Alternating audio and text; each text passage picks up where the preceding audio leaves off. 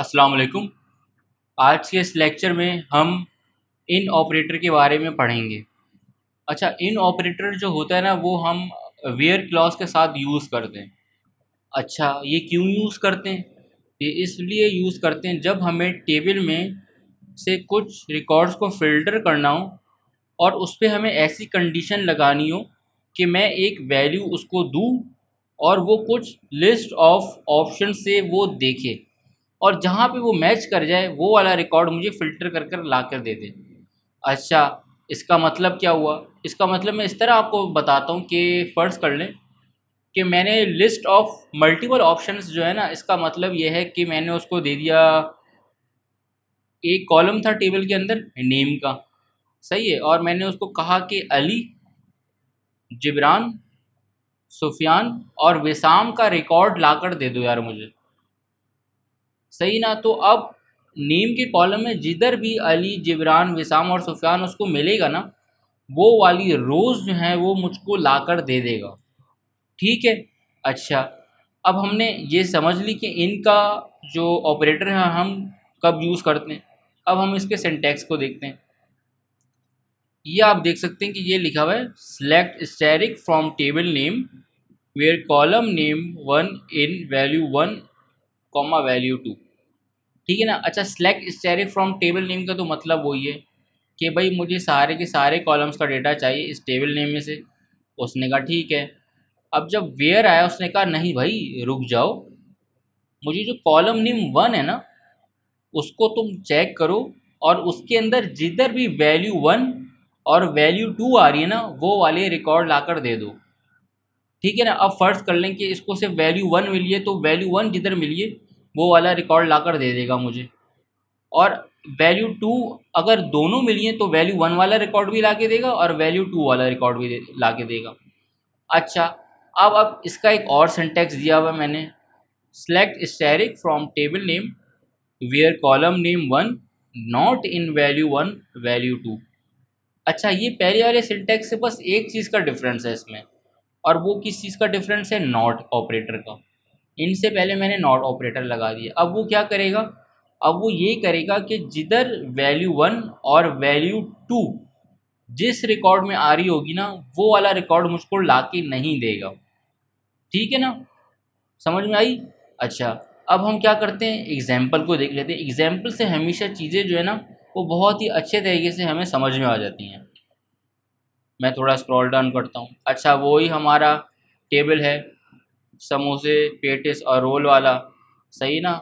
इसमें नेम का कॉलम है मेरे पास, प्रोडक्ट का कॉलम है, प्राइस का कॉलम है और डेट का कॉलम है। ठीक है ना? अच्छा, अब मैंने तो ये टेबल देख लिया है, सही। अब मैंने इसमें एक क्यूरी लगाई है, ये आप देख सकते हैं कि सिलेक्ट कर लो सारे कॉलम्स को कस्टमर्स के टेबल में से जहाँ पे मेरी प्रोडक्ट वाला जो कॉलम है ना उसमें एक पेटिस आ रहा हो और एक रोल की वैल्यू आ रहा हो। ठीक है ना? अब हम देखते हैं कि जो एक्चुअल हमारा टेबल में था उसमें कौन कौन से ऐसे रिकॉर्ड हैं जिसमें पेटिस और रोल आ रहा है।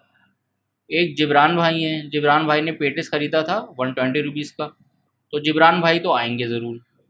अब देखते हैं दूसरा क्या है, रोल। रोल कहीं आ रहा है? हाँ, सुफियान भाई ने रोल ख़रीदा है और अरसलान भाई ने रोल ख़रीदा है, तो वो कौन सा देगा मुझे? जिब्रान देगा, सुफियान देगा और अरसलान का रिकॉर्ड लाकर मुझे दे देगा वो। ठीक है ना? अच्छा, आप ये देख सकते हैं कि इसने मुझे जो ये रिकॉर्ड है वो लाकर दे दिया है। सॉरी, हाँ, देखिए इसको, ये देखिए आप,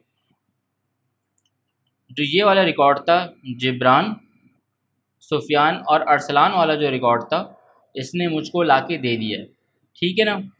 अच्छा, अब जब मैंने ये देखा था ना where product in patties comma roll, तो इनके ऑपरेटर से पहले भी हम कंपैरिजन वाले ऑपरेटर से इसको, इस क्यूरी को लिख सकते थे, सही ना? वो कैसे? देखिए मैंने ये बताया हुआ कि सेम एज सेलेक्ट कर लो सारे कॉलम्स को कस्टमर्स के टेबल में से जहाँ पे मेरी प्रोडक्ट या तो पेटिस के बराबर है या तो मेरी प्रोडक्ट रोल रोल के बराबर है, तो वो क्या देगा, वो मुझको सेम ही रिज़ल्ट देगा।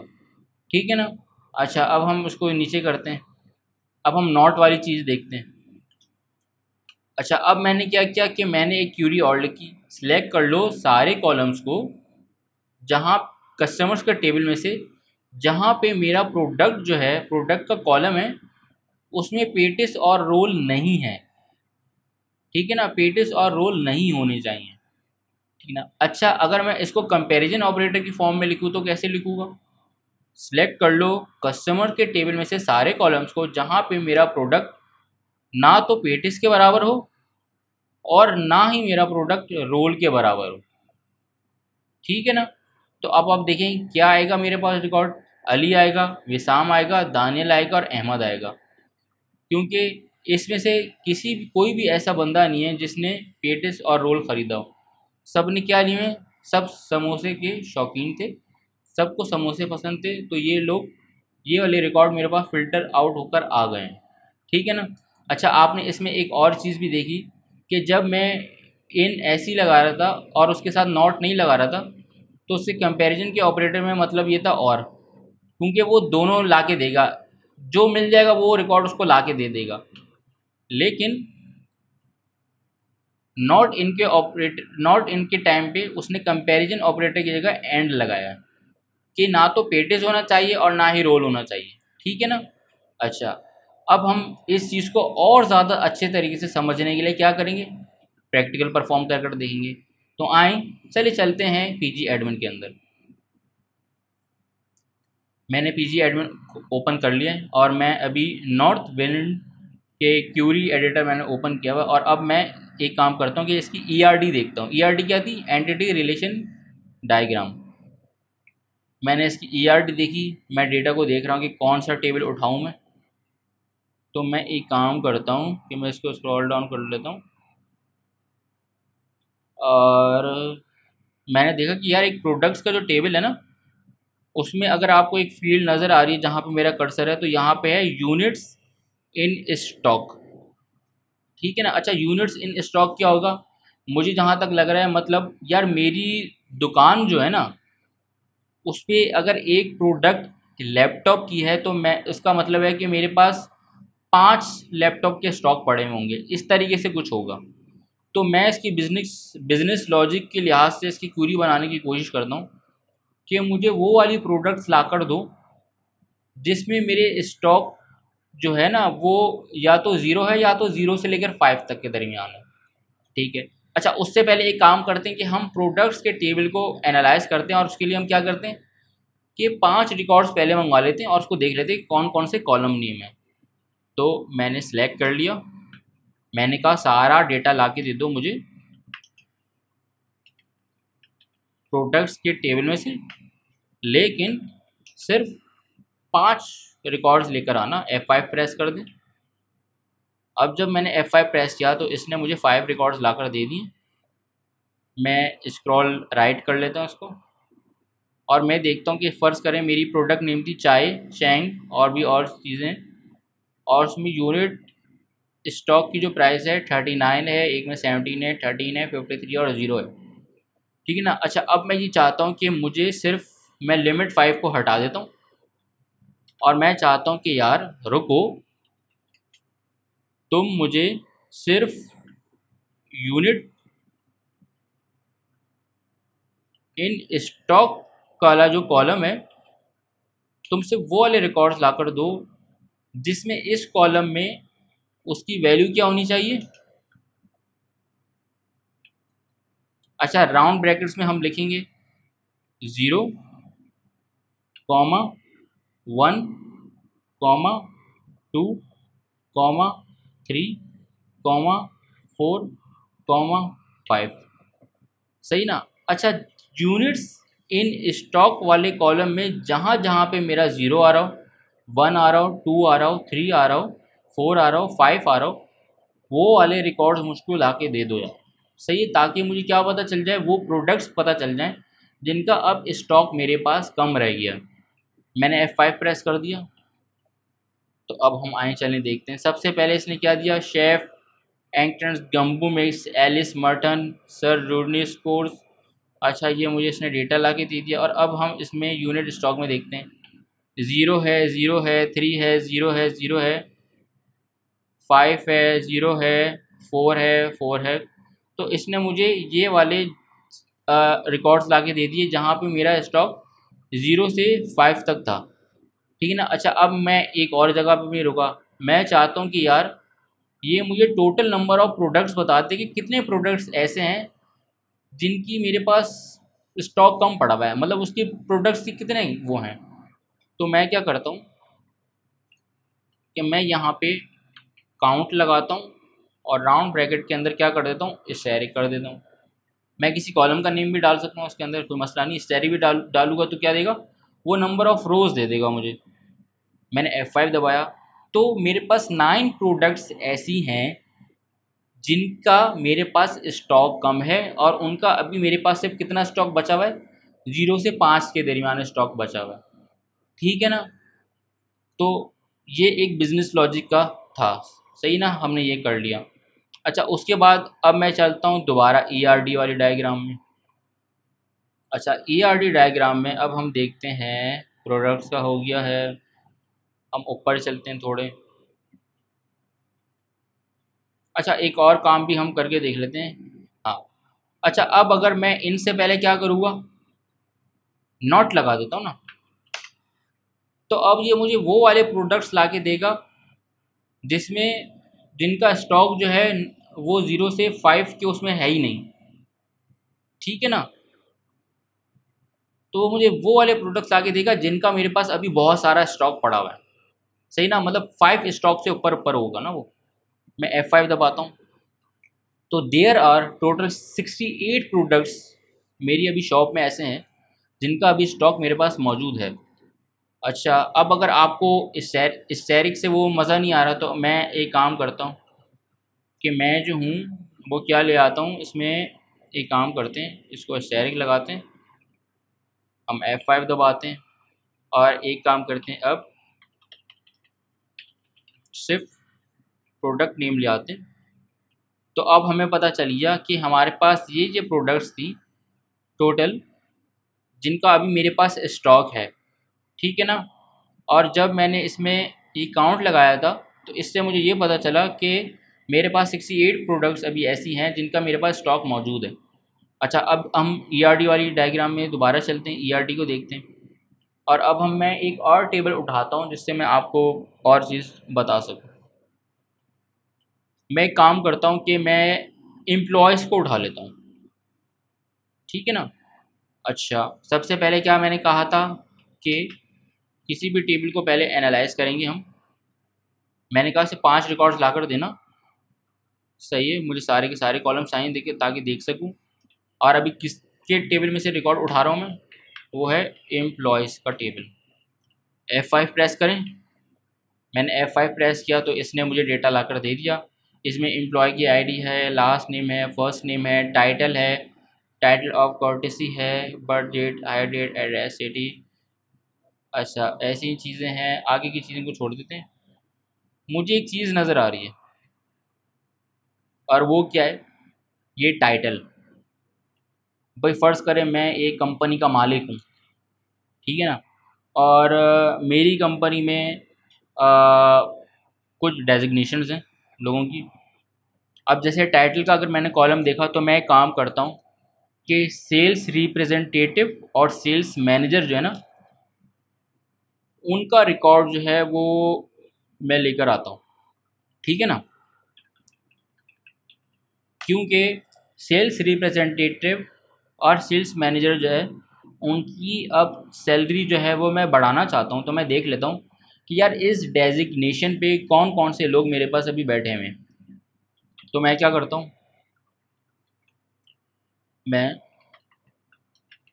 फर्स्ट नेम और उनका लास्ट नेम लेकर आऊँगा कि मुझे उनका फर्स्ट नेम और लास्ट नेम पता चल जाए। और मैं उसमें बताऊँगा कि वहाँ कंडीशन कैसे लगाऊँ मैं इसमें कि वेयर टाइटल, क्योंकि टाइटल का कॉलम है, टाइटल के कॉलम में देखो, और जिधर जिधर देखें। अब मैं क्या करूँगा, सिंगल कोड यूज़ करूँगा क्योंकि स्ट्रिंग है। और मैं लिखूँगा इसमें सेल्स रिप्रेजेंटेटिव। अच्छा, ये एक काम कर लेते हैं, सेल्स मैनेजर, ठीक है ना। तो मैंने उसको बोला कि मुझे फर्स्ट नेम और लास्ट नेम एम्प्लॉयज़ के टेबल में से ला कर दो, लेकिन तुम फिल्टर करना मत भूलना। तुम देखो कि टाइटल का जो कॉलम है ना, जहाँ पे उसमें सेल्स रिप्रेजेंटेटिव और सेल्स मैनेजर आ रहा है, वो वाला फर्स्ट नेम और लास्ट नेम ला कर दे दो मुझे। मैंने क्या किया, F5 दबा दिया, तो उसने मुझे ला कर दे दिया। अच्छा, मैं आपको ये बताने के लिए कि उनकी डेजिग्नेशन यही है, मैं टाइटल भी उठा के ले आता हूँ। मैंने क्या किया, मैंने F5 दबा दिया। तो अब आप ये देख सकते हैं कि मेरे पास फर्स्ट नेम लास्ट नेम आ गया है, नैन्सी डेवोलियो, जैनेट लेवरलिंग, मार्गरेट पीकॉक, ये फर्स्ट नेम लास्ट नेम आ गए और इनका टाइटल वही है जहाँ पे सेल्स रिप्रेजेंटेटिव और सेल्स मैनेजर है, ठीक है ना। अच्छा, मुझे इसमें सेल्स मैनेजर एक ही नज़र आ रहा है। अच्छा, मुझे ये हुआ कि यार मेरे पास इतने लोग आ गए हैं, क्या मेरे पास कितने टोटल लोग आए हैं, ताकि मुझे पता चल जाए क्या मेरी कंपनी इनकी सैलरी बढ़ा सकती है अभी इस टाइम पे। क्या हमारी कंपनी के पास इतना अभी बजट है कि हम इन लोगों की सैलरीज़ को इंक्रीज़ कर सकें। तो टोटल लोग मेरे पास कितने हैं, तो मैं क्या करूँगा, एक काम कर लेता हूँ, सिर्फ फर्स्ट नेम को ले लेता हूँ और मैं क्या करता हूँ,